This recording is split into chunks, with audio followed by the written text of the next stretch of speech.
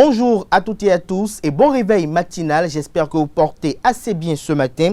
Saka Lafia a été désigné pour représenter la majorité parlementaire au sein du Conseil électoral qui remplace désormais en République du Bénin la Commission électorale nationale autonome Sénat en juillet prochain. Certaines indiscrétions annoncent l'actuel ministre de la Sécurité publique à la tête du Conseil électoral. Comme lui, le député Soulé Adam Abou Boukari du bloc républicain est désigné pour le compte de la minorité parlementaire. Sont également attendus pour siéger dans le Conseil électoral les représentants du président de la République, du chef de file de l'opposition et de magistrats désignés par ses pairs. À suivre d'un instant à l'autre les commentaires de la presse à ce sujet dans la une des journaux. Avec l'invité spécial Ramadan, puisque nous sommes le 25e jour du mois de Ramadan, avec Bachirou Lassissi, qui est islamologue, secrétaire général de l'Association mondiale de l'appel à l'islam et commissaire à l'éducation au sein de l'Union islamique du Bénin. Nous parlerons des conditions de remboursement des jeûnes ratés durant le mois de Ramadan. Nous aborderons également les invocations qui sont de mise durant les nuits de Laylatul Qadr, c'est-à-dire les 10 dernières nuits du mois de Ramadan. Avec Atifa Olafa, vous aurez droit au bulletin matinal d'information avec Nasrin Fatoumbi. Les prévisions astrologiques seront de la partie ce matin sur Free Matin. On se retrouve, chers amis internautes, dans un court instant, juste après ce jingle pour la une des journaux. Bonjour à nouveau, chers amis internautes. L'informateur titre en manchette ce matin: enseignement supérieur. Le CAMES envisage l'évaluation des enseignants et chercheurs dès 2022. Des précisions sur cette correspondance dans les comptes de l'apparition ce matin du Canard, qui a d'ailleurs même affiché la dite correspondance en manchette. Toujours à la une de l'informateur de ce matin: mise en place du Conseil électoral. Le Parlement désigne Saka Lafia et Soulé Adam Abou Boukari. Le pouvoir, l'opposition et les magistrats attendus. Des précisions à la page 4 de l'apparition du matin du Canard, qui titre également à la une ce matin: drame à Boycon, un Zémidjan se jette volontairement sous un camion. L'oreille droite de la une de ce matin de l'informateur vous invite, chers amis internautes, à découvrir dans les colonnes de sa parution du jour le journal École produit par les étudiants en journalisme à l'École supérieure d'administration, d'économie, de journalisme et des métiers de l'audiovisuel, ESAE. Fraternité en manchette ce matin parle d'amélioration du climat des affaires, les grandes avancées en matière foncière. Huissiers, notaires, maires et opérateurs économiques donnent leur approbation. Le compte rendu de cette activité est effectué à la page 3 de la parution de ce matin de Fraternité. Toujours à la une de Fraternité de ce matin: Conseil électoral. Après les députés, les choix de talents, et les magistrats attendus, Saka Lafia et Abou Boukari Adam Soulé désignés par le Parlement. Le challenge en manchette ce vendredi: saisie de 1300 cartouches de calibre 12 mm au Togo. Encore une preuve du plan de déstabilisation contre le Bénin. La saisie de bandes est prouvée. Le gouvernement avait donc raison d'alerter, estime le confrère ce matin. Saka Lafia désigné au Conseil électoral. Qui sera le prochain ministre de l'Intérieur, s'interroge le confrère de Le Challenge ce matin. L'actualité s'intéresse à l'amélioration du climat des affaires au Bénin, la dématérialisation des procédures foncières, une réalité palpable, réduction des coûts, les délais et sécurisation des terres. Des précisions sur ces réformes effectuées par l'ANDF dans les colonnes de l'apparition de ce matin du quotidien L'Actualité. Nous passons à présent au quotidien Le Confrère de la matinée: mise en place de l'application AFI Perform pour un suivi digital des performances des fédérations sportives. L'autre innovation de Julien Minavois, favorablement accueillie par les acteurs sportifs, communique le confrère ce matin. Libération, titre en manchette ce matin: évaluation des enseignants-chercheurs par leurs apprenants. Le CAMES donne raison au président Patrice Talon, déduit le confrère ce matin en manchette. Toujours la une de Libération de ce matin: performance de l'économie béninoise, amélioration du climat des affaires, le leitmotiv du gouvernement.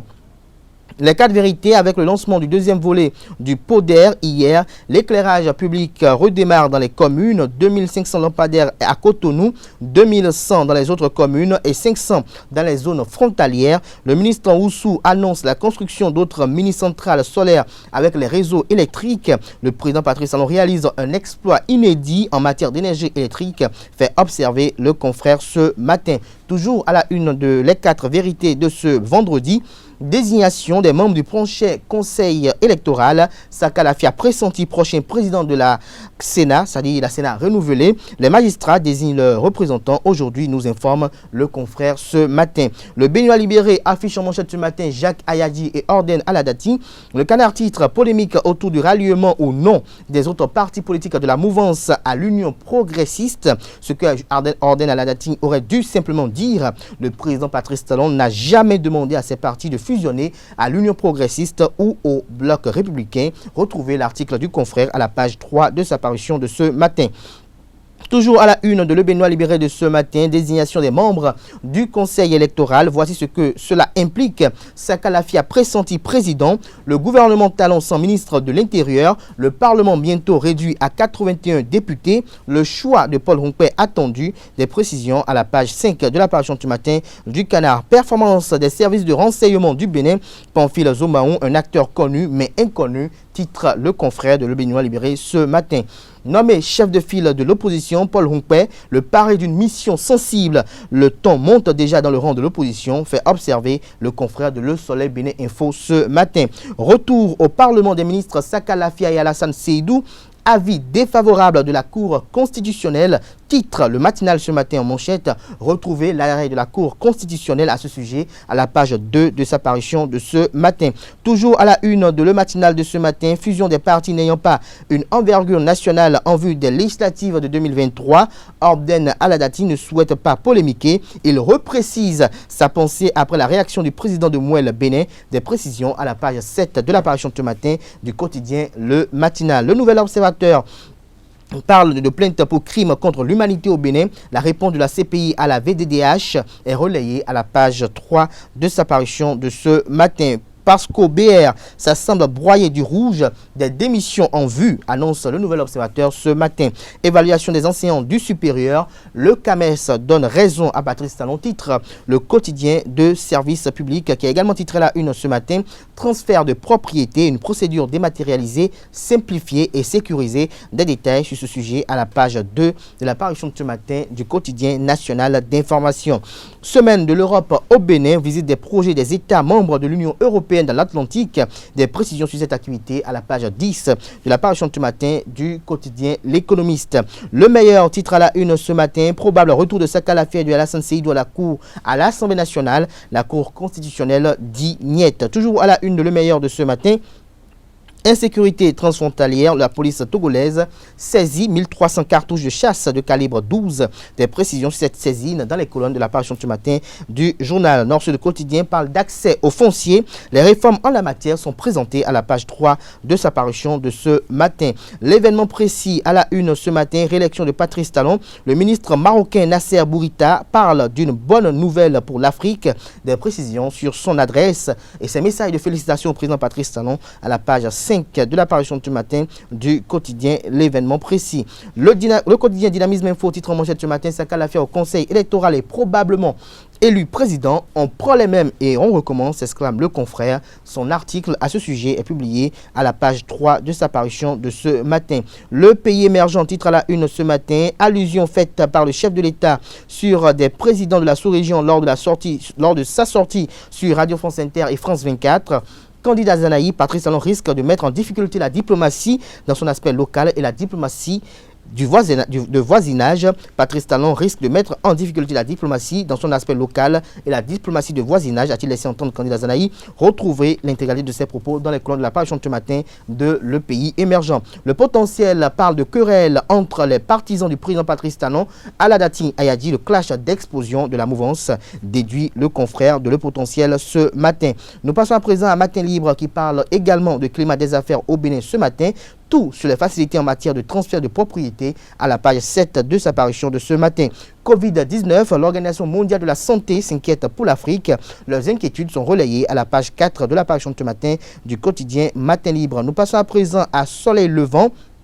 Joël Aïvo Alain Orula, ministre porte-parole du gouvernement, dénonce des pressions sur la justice pour sa libération. Et puis, le Télégramme pour finir ce matin, enseignement supérieur, le CAMES recommande l'évaluation des chercheurs. Toujours la une de le Télégramme de ce matin, bloc républicain après Abimbola, d'autres démissions en vue, nous fait savoir le quotidien Le Télégramme en affichant à la une ce matin l'image de Dina, le maire de la ville de Pobé. Des précisions sur ces démissions en vue à la page 3 de la page ce matin du Canard, qui titre également à la une ce matin drama Bembereke, une fillette de 3 ans violée par un adulte de 50 ans. Des détails sur cette horreur, j'allais dire même, à la page 11 de la page ce matin du quotidien Le Télégramme. Ce sera tout pour la présentation de quelques titres parus ce jour dans la presse nationale au Bénin. Les quotidiens sont disponibles au prix de 300 francs CFA dans les kiosques, bien évidemment à Cotonou. Pour vous qui n'êtes pas sur le territoire national béninois, vous pouvez avoir accès à ceux d'entre eux qui ont un site internet via leur site internet. Retrouvez-les sur leur site internet. Chers amis internautes,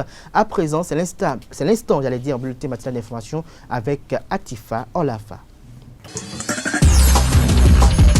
Bonjour à toutes et à tous. En fin de mandat, les membres de la Commission électorale nationale autonome Sénat, avec à leur tête le président Emmanuel Tiando, ont été reçus ce mercredi 5 mai 2021 au Palais de la Marina par le président Patrice Talon. L'objectif de cette rencontre est d'exprimer la reconnaissance de la nation, du gouvernement et celle du chef de l'État aux membres de cette institution de la République pour avoir relevé le défi de l'organisation des différents scrutins courant les 7 années de leur mandature. Au sorti de l'audience, Emmanuel Tiando a d'abord remercié le chef de l'État pour l'invitation, pour sa disponibilité et son écoute, avant de dire combien il était important pour lui de venir faire au président de la République le bilan des 7 années passées à la tête de la Sénat. Suivons ses impressions.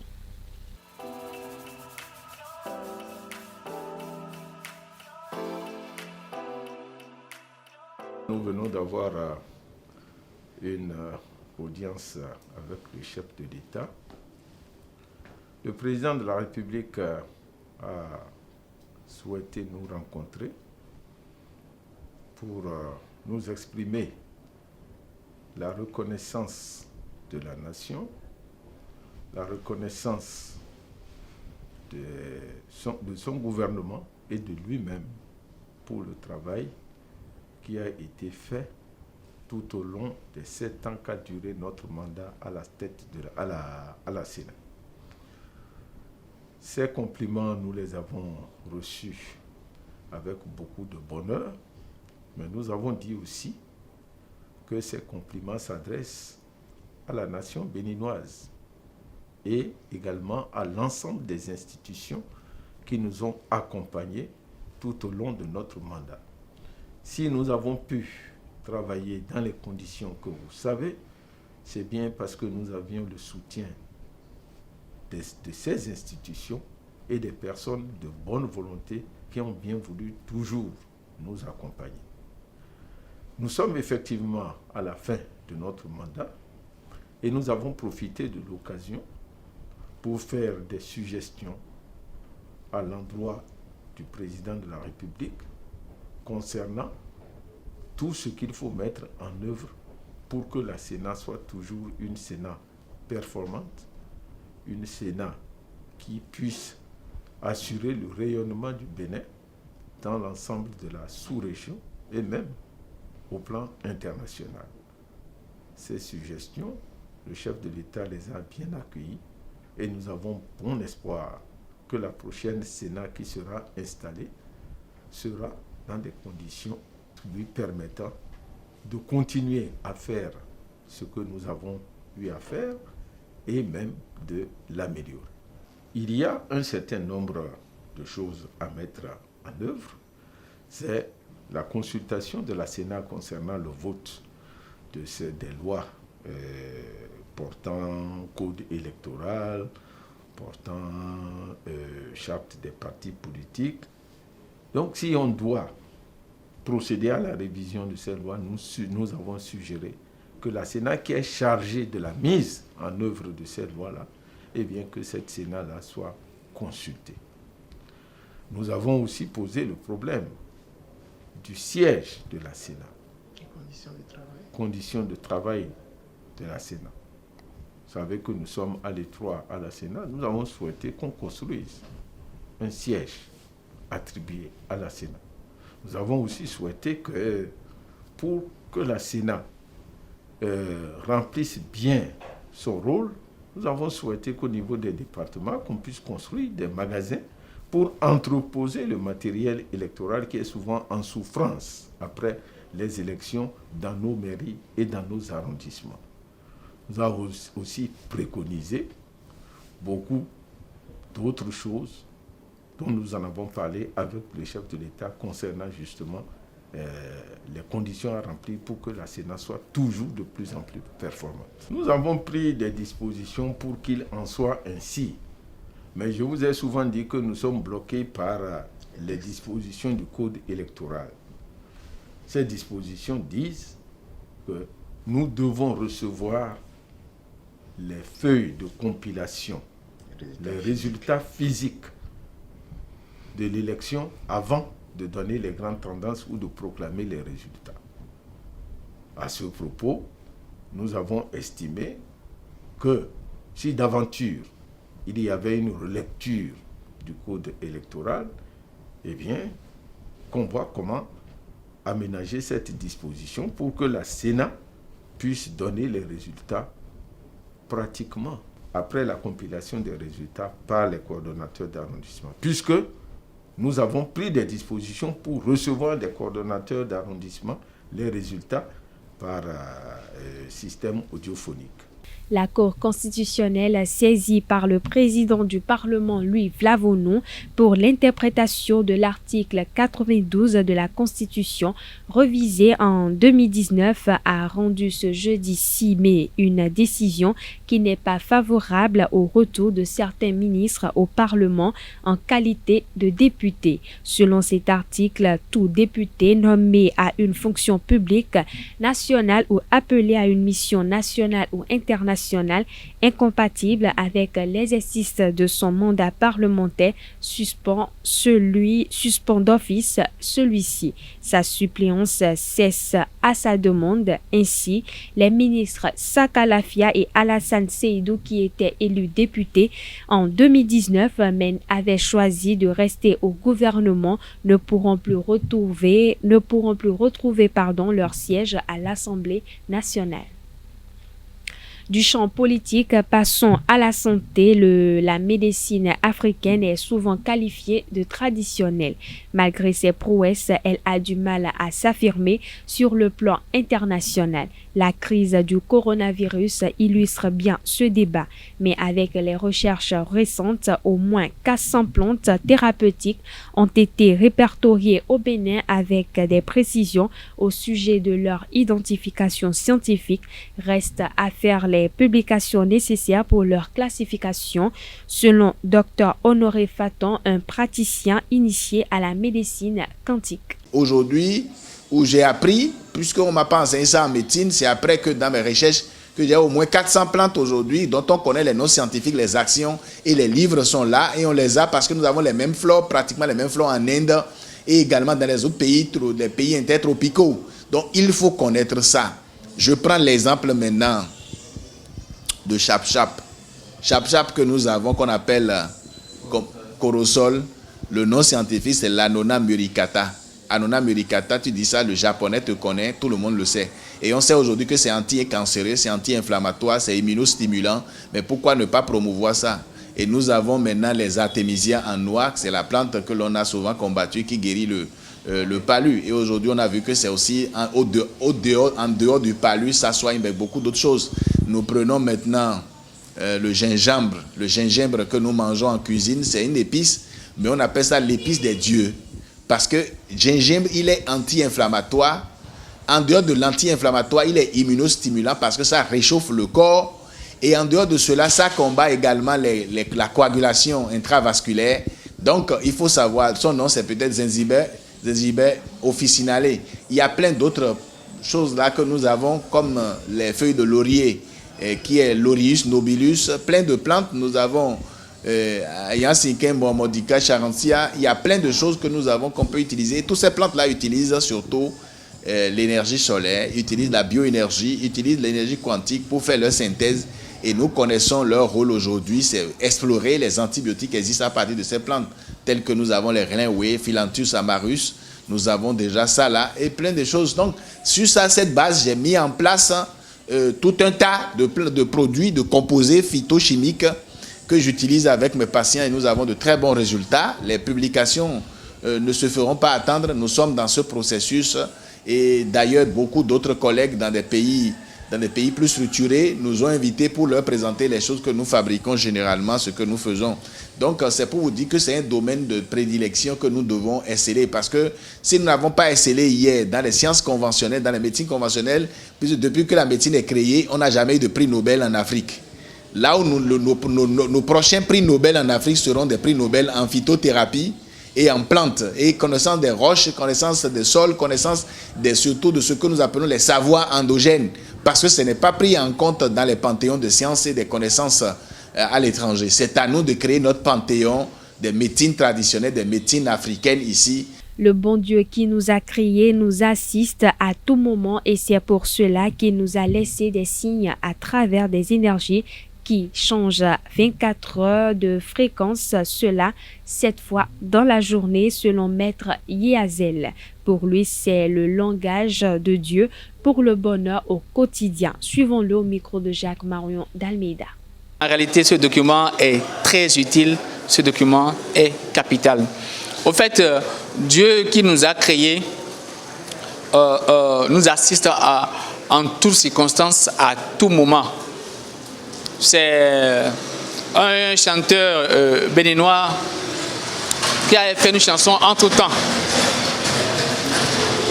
Cette chanson qui a été beaucoup applaudie.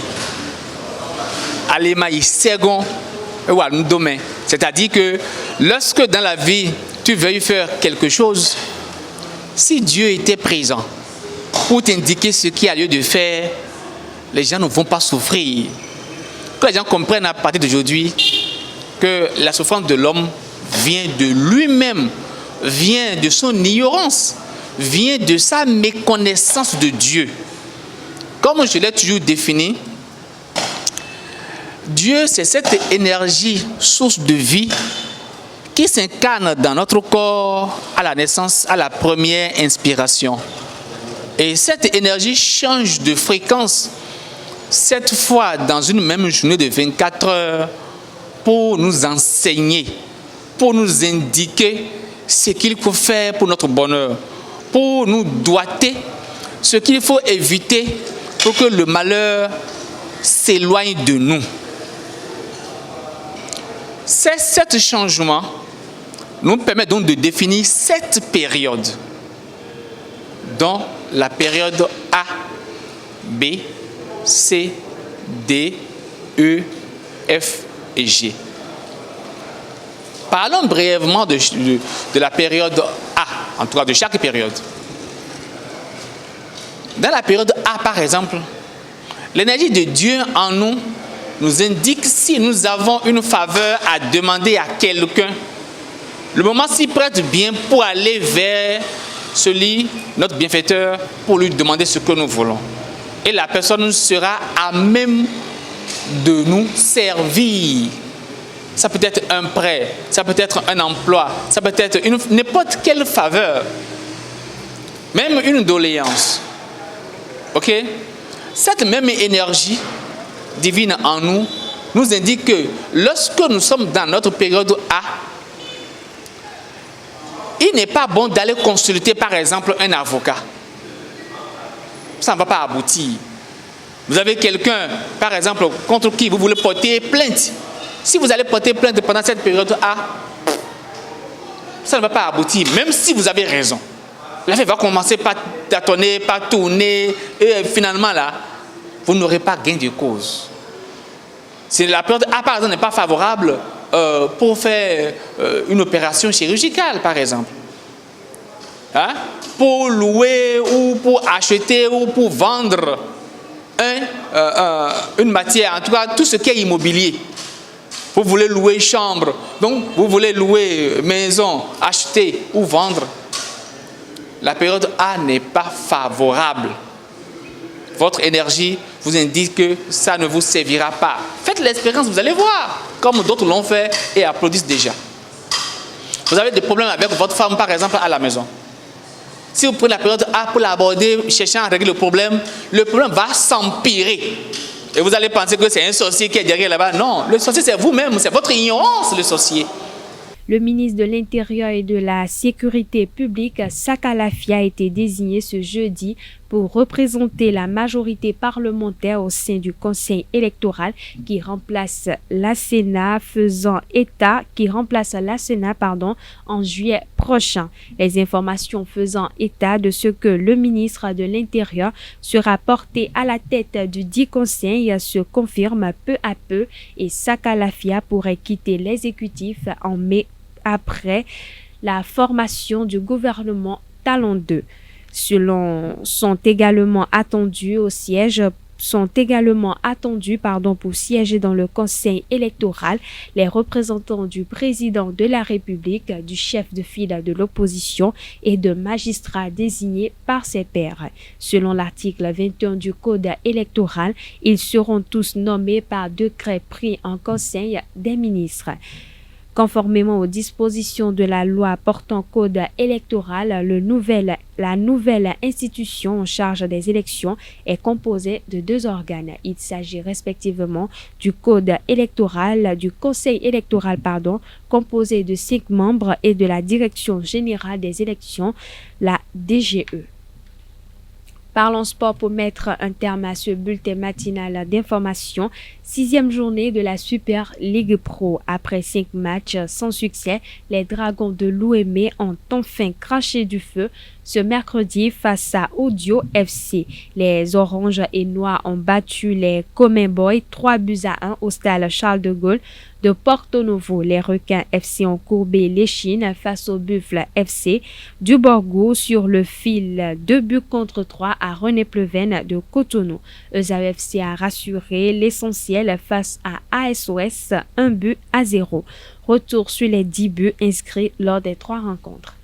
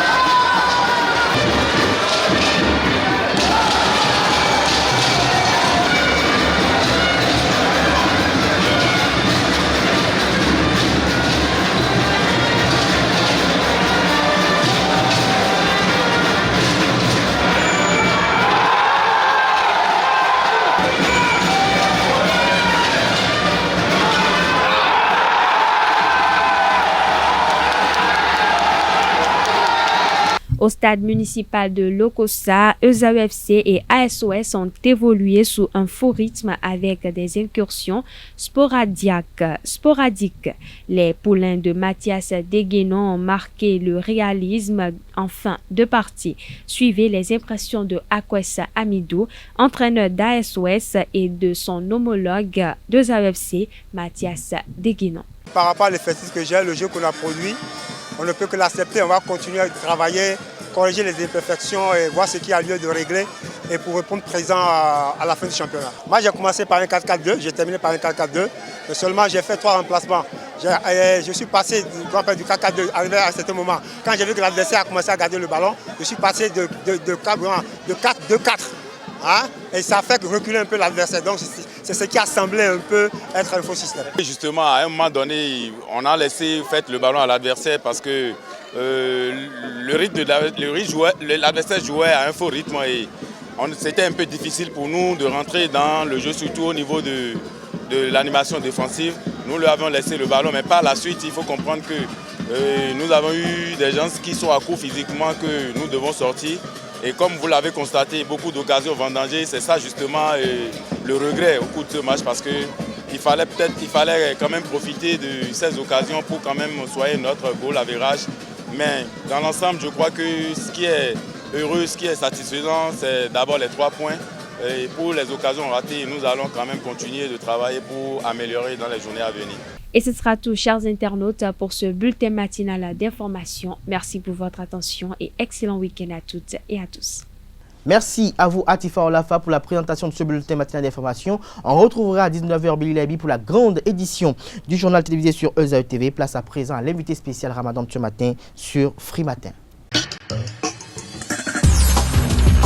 Bachirou Lassisi, bonjour. Bonjour, monsieur le journaliste. Merci d'être à nos côtés ce matin. Nous parlons de par quel procédé ceux qui ont raté des jeûnes durant le mois de Ramadan peuvent les rembourser. Je parle dans un premier temps des femmes qui sont en menstrues. Quand on est en menstrues, on ne peut pas jeûner, on peut pas faire le carême. Alors, ces femmes-là déjà, comment elles remboursent le carême ou c'est compris par la providence qu'elles sont en incapacité de jeûner et ça passe? Merci beaucoup, monsieur le journaliste. Le mois de Ramadan s'achève, il tire vers la fin tout à petit à petit. Et la logique est confirmée dans le Coran, Ayyaman Ma'doudat.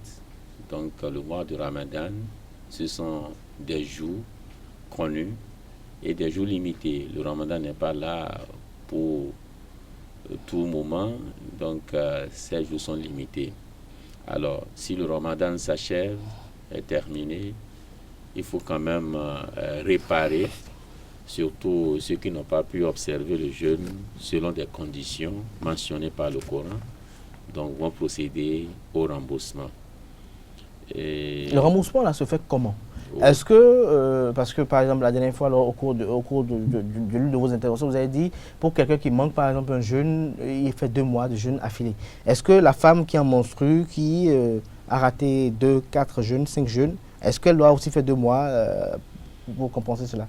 Oui, la femme qui est peut-être en état de menstruer, elle a une raison valable qui est la dispense du jeûne. Là, elle n'est pas punie par la loi islamique. Plutôt, elle procède au remboursement, comme l'a dit le Coran, fa'idatun min ayyamin ukhra, remboursé dans les jours qui vont suivre. Alors, pour les cette jours qui vont suivre, c'est-à-dire après le Ramadan. Après le mois est-ce de que, si le Ramadan finit par exemple, on dit mercredi prochain probablement la fête, est-ce qu'elle peut décider de rembourser ses Ramadans dus durant le mois d'octobre prochain par exemple? C'est-à-dire de ne pas le faire immédiatement, mais souffler un peu, peut-être rembourser en octobre, en décembre, ou bien à la veille du prochain Ramadan. Ce qui n'est pas tellement logique, puisque, comme Allah subhanahu wa ta'ala dit, elle était en état de période, voilà que c'est terminé, elle est maintenant en état de pureté. La meilleure des choses, c'est de procéder à rembourser immédiatement ses jeûnes. Pourquoi? Parce que c'est déjà une dette qu'elle doit en rembourser. Et cette dette ne peut être remboursée que par cette personne mais elle-même. C'est-à-dire, ce n'est pas comme le Hajj, que si par exemple j'ai un parent qui n'a pas pu effectuer le Hajj, le pèlerinage, je peux envoyer quelqu'un à sa place. Avec une condition donnée, j'envoie quelqu'un à sa place pour lui effectuer le pèlerinage en place. Mais pour le mois de Ramadan, non. Alors, si jamais elle retardait ce remboursement 1 mois, 2 mois, 3 mois, et la mort est arrivée, donc elle est déjà en état de dette avec Allah subhanahu wa ta'ala. Et surtout, nous avons remarqué que beaucoup de gens retardent le remboursement jusqu'au Ramadan prochain. C'est-à-dire vont attendre un mois du Ramadan prochain vont commencer par courir pour rembourser, ce qui est tellement mauvais, qui n'est pas conseillé par la loi islamique. Celui qui est en état de menstruer, donc lorsqu'elle sera en état de pureté, immédiatement elle rembourse. Contrairement à celui qui est malade. Celui qui est malade, le moment où il doit rembourser ses jeûnes, c'est le moment où il trouvera son rétablissement. Il est maintenant guéri, alors c'est le moment bien porté pour lui pour pouvoir rembourser le jeûne. Et c'est comme ça, chacun avec sa condition. Parce que la condition qu'il a dispensée du jeûne, si la condition maintenant est levée, alors immédiatement le musulman doit rembourser le jeûne à temps. Retarder n'est pas conseillé en islam. Retarder n'est pas conseillé en islam, mais pour celui qui a volontairement manqué un ou deux de jeûne. Celui qui a volontairement manqué sans une raison valable, conformément aux prescriptions de l'islam. Lui, il a commis un grand péché. Et le péché, c'est tellement lourd, puisque ce n'est pas permis à un bon musulman de rater le jeûne sans une raison valable. C'est pourquoi nous avons cité ceux qui sont dispensés du jeûne par des conditions bien mentionnées dans le Coran et bien détaillées. Mais celui qui volontairement l'a fait, alors en place qui va rembourser ce jeûne-là, mais il doit quand même observer une punition, une période d'expiation pour pouvoir être pardonné totalement par Allah subhanahu wa ta'ala. Sinon, et ces conditions, cette punition, comme nous le savons, elle doit jeûner 2 mois successivement pour une seule journée ratée. La punition, une seule journée ratée dans le mois de Ramadan involontairement. C'est-à-dire qu'il a abandonné avec sa propre volonté. Donc, il a abandonné après sa volonté, volontairement, je veux dire.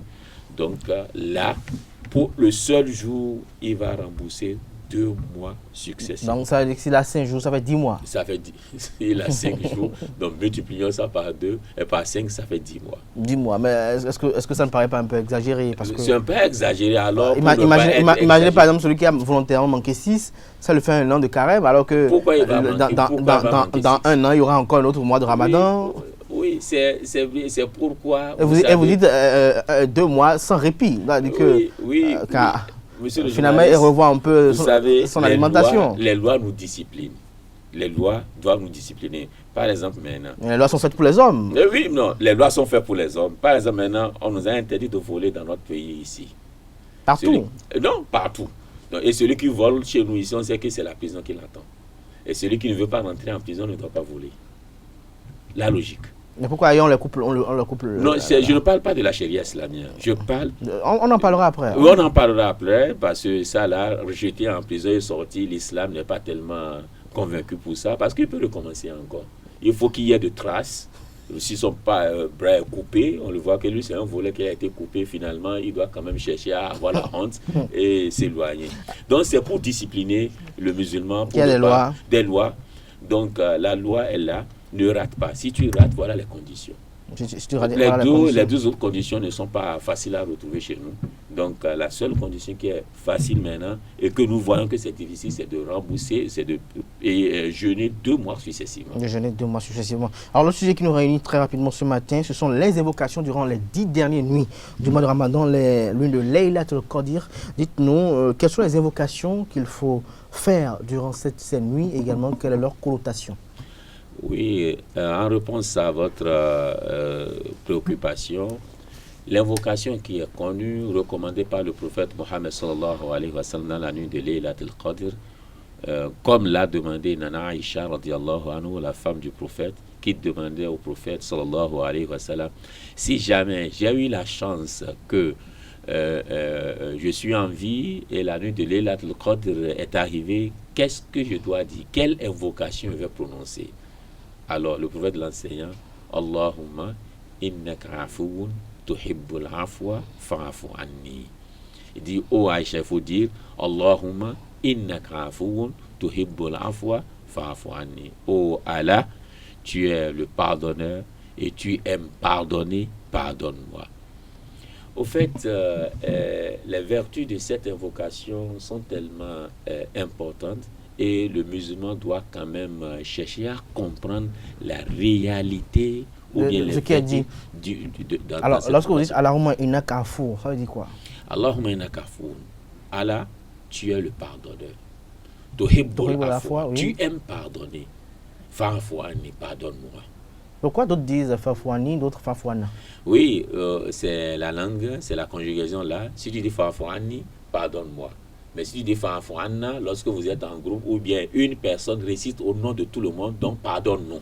Mais qu'est-ce qui est plus indiqué? Est-ce que c'est pardonne-nous, mais pardonne-moi? Non, pardonne-moi est plus indiqué puisque c'est l'individu qui répète lui seul. Mais lorsque quelqu'un va arriver, surtout par exemple lorsque l'imam est en train de diriger une prière, et que au cours de la prière, comme nous faisons dans les tahajjud, nous faisons kunut pour prier, alors l'imam qui récite cette prière au nom de tout le monde va dire pardonne-nous, il ne va pas dire pardonne-moi et laisser les fidèles qui sont derrière, qui sont incapables de faire cette invocation en ce moment. Donc si quelqu'un, une seule personne répète ça au nom de tout le monde, il va dire finalement fa'fouana, mais lorsque l'individu est en train de le dire, il va dire fa'fouani.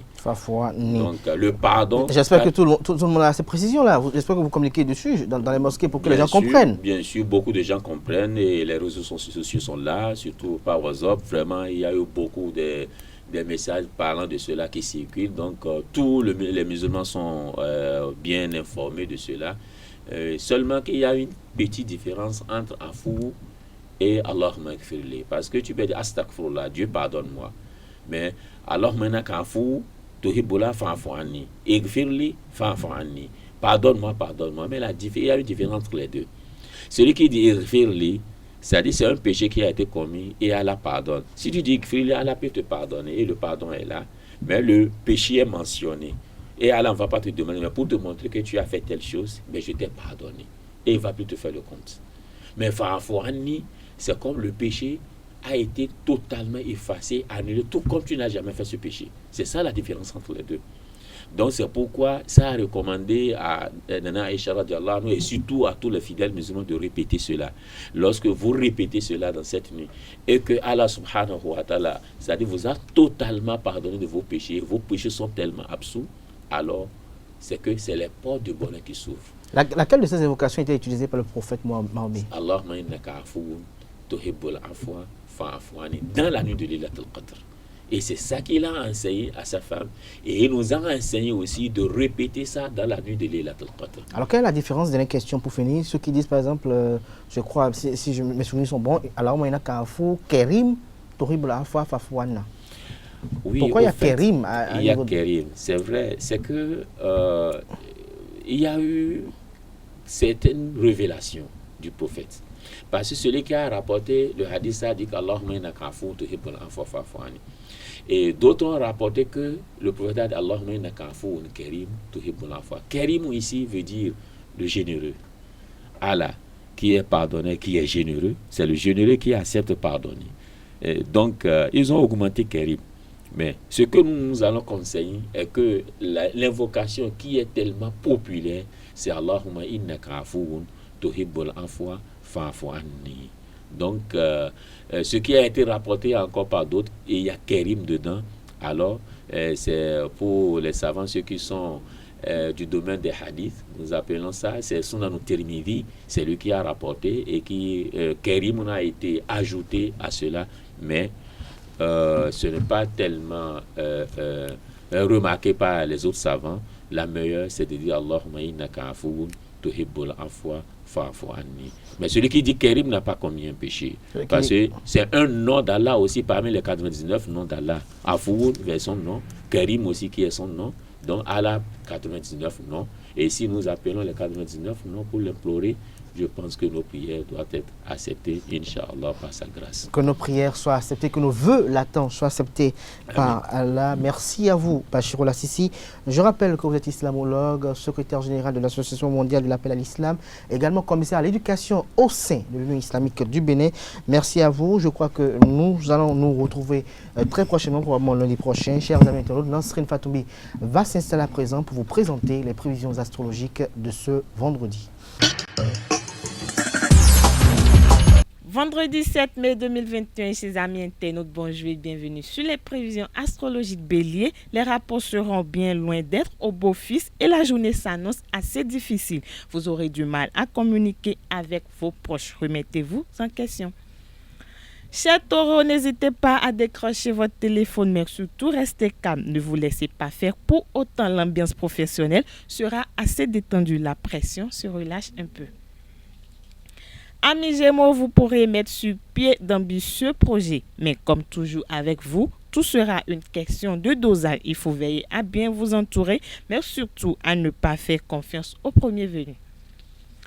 Cancer, journée assez routinière, même si vous êtes trop occupé, prenez le temps de vérifier que l'équilibre de votre budget est stable. Ne comptez pas trop sur les autres aujourd'hui, vous devrez vous débrouiller tout seul. Natif du signe Lion, vous ferez de nouveaux projets plus adaptés à vos compétences. Vous serez plus réaliste et vos ambitions redeviendront raisonnables. Ne soyez pas déçus, vous n'êtes tout simplement pas prêts. Chers Vierges, n'attendez pas trop de vos proches, de votre entourage. Il faut être plus réaliste. Votre travail ne sera pas facile que dernièrement. Vous aurez intérêt à rester prudent et mesuré. Amis Balance, il serait plus sage de ne prendre aucune décision importante aujourd'hui car l'objectivité vous fera défaut. Vos initiatives pourront avoir des retombées intéressantes. Scorpion, journée chargée mais agréable. Vous canaliserez toute votre énergie sur la réalisation de vos projets et le reste n'aura pas vraiment d'importance au sens propre comme au figuré. Patience. Chers amis Sagittaires, certaines préoccupations vous empêcheront de vous intéresser à votre vie affective. Essayez de laisser les problèmes professionnels au seuil de la porte pour vous décompresser un peu. Capricorne, journée assez ordinaire. Quelques jours de vacances vous feront le plus grand bien et dans tous les cas, vous devrez ralentir le rythme. Avant-dernier signe du zodiaque, Amis Verseau, journée pleine de promesses. De nouveaux projets vous feront entrevoir des perspectives intéressantes. Faites une petite pause dans l'après-midi pour mieux y réfléchir. Dernier signe du zodiaque, Poisson, pour finir, dépêchez-vous de mettre la dernière touche à vos plus ambitieux projets. D'ici quelques jours, les influences planétaires ne vous seront plus aussi favorables qu'avant. C'est tout pour le message des astres de ce vendredi matin. Merci de nous avoir suivis. À lundi. Ainsi prend fin Free Matin de ce matin. Merci pour l'attention. Excellent week-end à toutes et à tous en compagnie bien évidemment de notre programme télé sur Ezel TV.